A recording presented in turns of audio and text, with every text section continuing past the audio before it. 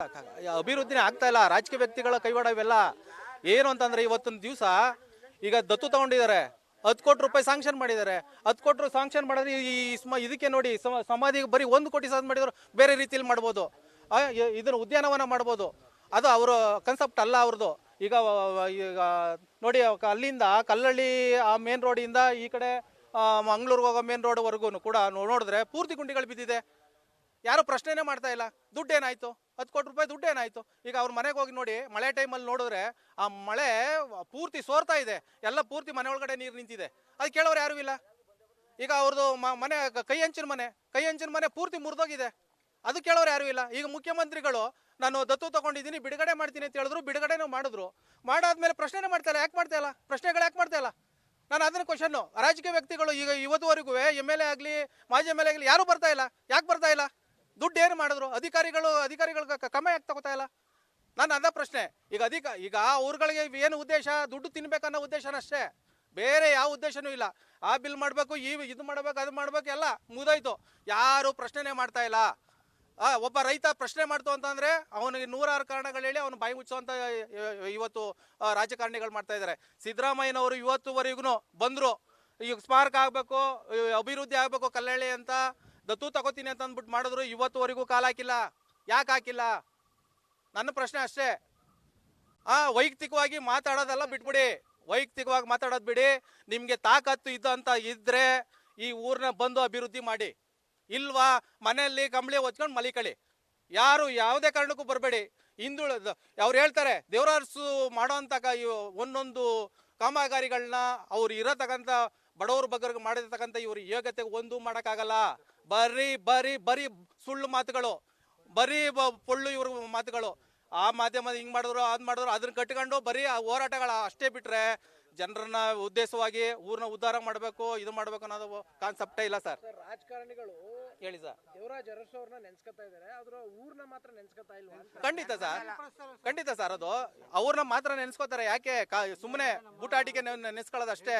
ಈಗ ಅವರು ಮಾಡಬೇಕು, ಆ ಊರನ್ನ ಉದ್ಧಾರ ಮಾಡಬೇಕು ಅನ್ನೋದಾಗಿದ್ರೆ ಪ್ರತಿಯೊಂದು ಈಗ MLAಗಳು ಈ ಮುಖ್ಯಮಂತ್ರಿ ಬಂದ್ರು ಅಂತ ಹೇಳಲಿಲ್ವಾ? ಯಾಕೆ ಏನ ಕಾಲಾಗ್ತಾ ಇಲ್ಲ? ಅವತ್ತೊಂದು ದಿನಕ್ಕೆ ನೆನೆಸ್ಕೋತಾರೆ ಅಷ್ಟೇ. ಅವ್ರು ಮಾಡ್ತಕ್ಕಂಥದ್ದು ಒಂದೊಂದನ್ನು ಕೂಡ ಅವ್ರು ಮಾಡ್ಕೊಳಕ್ ಆಗಲ್ಲ.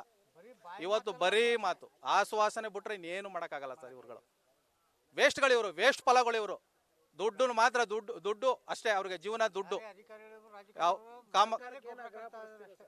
ಸರ್ಕಾರಕ್ಕೆ ನಾನು ಹೇಳ್ಬೇಕು ಅಂದ್ರೆ, ಮುಖ್ಯಮಂತ್ರಿಗಳಿಗೆ ಹೇಳ್ಬೇಕು ಅಂದ್ರೆ, ಇವತ್ತುವರೆಗೂ ನೀವು ಕಲ್ಲಳ್ಳಿ ನಮ್ಮ ದಿವಂಗತ ದೇವರರ್ಸು ಅವರ ಹುಟ್ಟೂರು, ಆ ಊರಿಗೆ ಇವತ್ತುವರೆಗೂ ನೀವು ಅವತ್ತು ಹೋದವರು ಇವತ್ತುವರೆಗೂ ತಿರುಗಿ ನೋಡಿಲ್ಲ. ದಯವಿಟ್ಟು ಬಂದು ನೋಡ್ಬೇಕು. ನೀವು ದತ್ತು ತಗೋತೀನಿ ಅಂತ ಹೇಳಿದಿ, 10 ಕೋಟಿ ಸಾಂಕ್ಷನ್ ಮಾಡಿದ್ದೀರಾ. ಅದ್ರ ಬಗ್ಗೆ ನೀವು ಕ್ರಮ ತಗೋಬೇಕು. ಅಧಿಕಾರಿಗಳಿಗೆ ಕ್ರಮ ತಗೋಬೇಕು. ರಾಜಕೀಯ ವ್ಯಕ್ತಿ ಏನು MLAಗಳಿದ್ದಾರೆ ಅವ್ರ ಮುಖಾಂತರ ಈಗ ಯಾರು MLA ಈಗ ಯಾರೇ ಆಗಿರ್ಬೋದು ಅವ್ರಿಗೆ ಕ್ರಮ ತಗೊಂಡು ಇದು ಊರನ್ನ ಉದ್ಧಾರ ಮಾಡಬೇಕು ಅಂತ ತಮ್ಮಲ್ಲಿ ಮನವಿ ಮಾಡ್ಕೋತಾ ಇದ್ದೀನಿ. ಈ ಮಾಧ್ಯಮದ ಮುಖಾಂತರ ಮನವಿ ಮಾಡ್ಕೋತಾ ಇದ್ದೀನಿ. ಪ್ರಕಾಶ್ DS.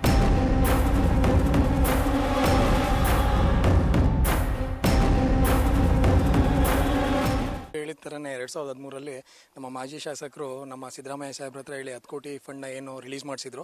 ಆ ಫಂಡ್ ಕೂಡ ಊರಿಗೆ ರಿಲೀಸ್ ಆಗಿತ್ತು. ಅದರಲ್ಲಿ ಇವ್ರು ಹೇಳಿದ ಥರನೇ ಸುಮಾರು ಕೆಲಸಗಳು ಅವತ್ತಾಗಿತ್ತು. ಮತ್ತು 2018ರಲ್ಲಿ ಮತ್ತೆ ಬೇರೆ ಗೌರ್ಮೆಂಟ್ ಬಂತು, ಇವ್ರು ಶಾಸಕರಾದರು, ಇವ್ರಿಗೆ ಫಂಡ್ಗಳು ಸಿಕ್ಕಿಲ್ಲ. ಅದು ಹಂಗಂಗೆ ಪೆಂಡಿಂಗ್ ಉಳ್ಕೊಂತು. ಬಟ್ ಈಗಿರೋ ಶಾಸಕರು ಕೂಡ ಯಾವುದೇ ರೀತಿ ರೋಡ್ ಡೆವಲಪ್ಮೆಂಟಲ್ಲಾಗಲಿ ಮತ್ತೊಂದರಲ್ಲಾಗಲಿ ಅವರು ತಲೆ ಕೆಡಿಸ್ಕೊಂಡಿಲ್ಲ. ಈಗಿರೋ ಸಮಸ್ಯೆ ಏನಂದರೆ ನಮ್ಮದು ಎಲ್ಲ ರೋಡ್ಗಳು ಕಿತ್ತಿ ಗುಂಡಿ ಆಗಿಬಿಟ್ಟಿದೆ ಸರ್. ಯಾವ ರೋಡಲ್ಲೂ ನಾವು ಓಡಾಡೋಕ್ಕಾಗ್ತಿಲ್ಲ. ಮೇಯ್ನ್ ಸಮಸ್ಯೆ ಏನಂತ ಹೇಳಿದ್ರೆ ನಮಗೆ ರೋಡೇ ಸರ್. ರೋಡೇ ನಮ್ಮ ಮೊದಲನೇ ಸಮಸ್ಯೆ. ಹಂಗಾಗಿ ನಮಗೆ ರೋಡ್ ಒಂದು ಇಮಿಡಿಯೇಟಾಗಿ ಆಗಬೇಕು ಸರ್. ಇವ್ರು ಹೇಳಿದ ಥರನೇ ಚದುರಂಗ ಭವನ ಒಂದು ಕೂಡ ಅಲ್ಲಿ ಆಲ್ರೆಡಿ ಎಲ್ಲ ಅದು ಗೆದ್ಲು ಬಿದ್ದು ಎಲ್ಲ ಕಚ್ಚಡ ಬೀಳ್ದೆ ಒಳಗಡೆ ಎಲ್ಲ ಪೂರ್ತಿ ಹೊಂಟೋಗೈತೆ ಸರ್. ನೀವು ಹೋದ್ರಲ್ಲಿ ಗೊತ್ತಾಗುತ್ತೆ. ಮತ್ತು ಅದ್ರ ಜೊತೆಗೆ ಇಲ್ಲಿ ದಲಿತರು ಬೀದಿಲೂ ಒಂದು ಸಮುದಾಯ ಭವನ ಇದೆ, ಅದು ಕೂಡ ಆಲ್ರೆಡಿ ಎಲ್ಲ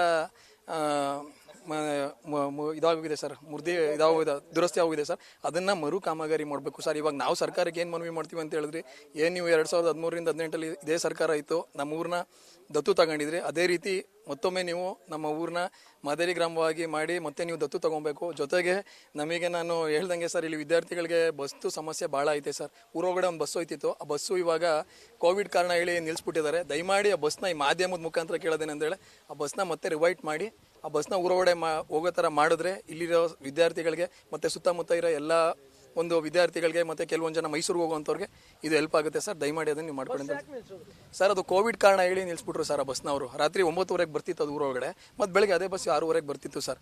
ಅದು 6:00 ಬರೋದ್ರಿಂದ ಇಲ್ಲಿ ಟ್ಯೂಷನ್ ಮಕ್ಳು ಇರ್ಬೋದು, ಮತ್ತು ಇಲ್ಲಿ ಕೆಲವು ಜನ ಇಲ್ಲಿತ್ತು ಸರ್, ಅದು ಊರೊಳಗಡೆ ಹೋಗ್ತಿತ್ತು. ಮತ್ತು ಅದು ಬೆಳಗ್ಗೆ ಅದೇ ಬಸ್ 6:00 ಬರ್ತಿತ್ತು, ಹಿಂಗಿತ್ತು. ಬಟ್ ಅದು ಕೋವಿಡ್ ನೆಪ ಹೇಳಿ ಅದು ನಿಲ್ಲಿಸಿದ್ರು. ಮತ್ತು 2023 ನಮ್ಮ ಮಾಜಿ ಶಾಸಕರು ಕೆಲವೊಂದ್ಸತಿ ಕಾಲ್ ಮಾಡಿ ಹೇಳ್ಸಿದ್ಮೇಲೆ ಮತ್ತೆ ಬಿಟ್ರು. ಮತ್ತು ಅವ್ರಿಗೆ ಅಧಿಕಾರ ಇಲ್ದಂಗೆ ಆಯಿತು, ಇಲ್ಲಿ ಬಸ್ಸು ನಿಂತೋಯ್ತು ಸರ್. ಮತ್ತು ಬಸ್ ಬರಲಿಲ್ಲ ಸರ್. ಅದು ನನ್ನ ಹೆಸರು ಕೌಶಿಕ್ ಅಂತೇಳಿ ಸರ್, ಇದೇ ಗ್ರಾಮದವನು.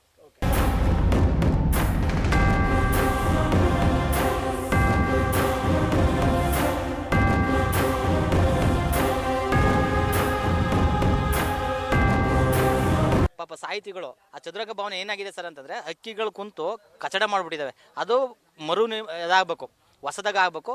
ಮತ್ತು ಈ ಹಿಂದೆ 10 ಕೋಟಿ ಕೊಟ್ಟು ಸಂದರ್ಭದಲ್ಲೂ ಖರ್ಚಾದ್ರೂ ನಮ್ಮ ಮಾಜಿ ಶಾಸಕರು ಏನು ಮಾಡಿದ್ದಾರೆ, ಅವ್ರ ಸ್ವಂತ ಖರ್ಚಲ್ಲೂ ಕೂಡ ಅರಸು ಮನೆಯನ್ನು ಪುನರ್ನಿರ್ಮಾಣ ಮಾಡೋಕ್ಕೆ, ಹಂಚನ್ನ ರೆಡಿ ಮಾಡ್ಸೋಕ್ಕೆ, ಪೇಂಟ್ ಮಾಡ್ಸೋಕ್ಕೆ ಎಲ್ಲ ದುಡ್ಡು ಕೊಟ್ಟಿದ್ದಾರೆ. ಈಗಲೂ ಕೂಡ ಮುಂದೆ ಆಗಬೇಕಾಗಿರೋದು ಅದನ್ನು ಪ್ರವಾಸಿ ತಾಣ ಮಾಡಬೇಕು ಸರ್. ಇಲ್ಲಿದ್ದ ಅರಸನವ್ರ ಮನೆಯನ್ನು ಪ್ರವಾಸಿ ತಾಣ ಮಾಡಬೇಕು. ಮತ್ತು ಪಂಚಾಯತಿ ಕಟ್ಟಡ ಆಗಬೇಕು. ಪಂಚಾಯತಿ ಕಟ್ಟಡ ಮುಂದೆ ಅರಸವ್ರ ಸ್ಟ್ಯಾಚು ಆಗಬೇಕು. ಅದು ಈ ರೋಡಲ್ಲಾದರೆ ಅಥವಾ ಕರಳಿಲ್ಲಾದರೆ ಈ ಕಡೆ ಭಾಗದವರಿಗೆ ಪ್ರವಾಸಿ ತಾಣ ಆಗುತ್ತೆ ಸರ್. ಈ ಊರು ಅಭಿವೃದ್ಧಿ ಆಗುತ್ತೆ.